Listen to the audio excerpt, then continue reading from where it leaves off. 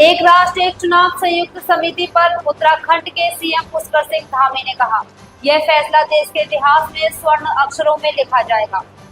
हमने समिति के सामने राज्य में चुनाव कराने में आने वाली चुनौतियों को रखा है। एक राष्ट्र एक चुनाव से देश को बहुत फायदा होगा और लोग हर 5 साल में एक बार लोकतंत्र का जश्न ठीक से मना सकेंगे। राज्य के लोग भी यही चाहते हैं। वाला जो निर्णय है, ये निर्णय हुआ है, इसमें जेपीसी बनी है, लोकसभा में बिल पेश हुआ है और पूरे देश के अंदर इसकी चर्चा चल रही है। कल से कमेटी यहाँ आई हुई है और कमेटी के सामने हमने राज्य में किस प्रकार से चुनाव में हमें चुनौतियों का सामना करना पड़ता है, कौन कौन से जो जून, जुलाई, अगस्त, सितंबर 4 माह हमारे लिए वर्षा काल वाले, आपदा काल वाले ऐसे माह का भी हमने जो है अपने राज्य की जो समस्या है उनको बताई है।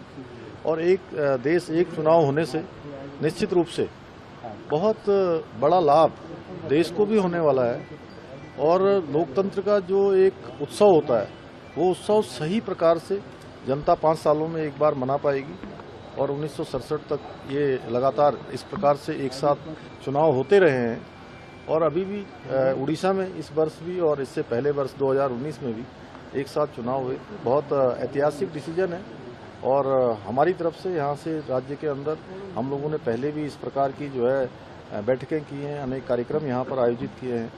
सभी में लोगों की भी जो स्वतंत्र राय आई है, देश की जनता भी चाहती है कि एक देश में एक बार चुनाव होना चाहिए, इससे संसाधन भी बचेंगे, मैन पावर भी कम से कम खर्च होगी और बार बार जो आचार संहिता लगती है उसके कारण से अनेक विकास के कार्य जो बार बार प्रभावित होते हैं, रुकते हैं।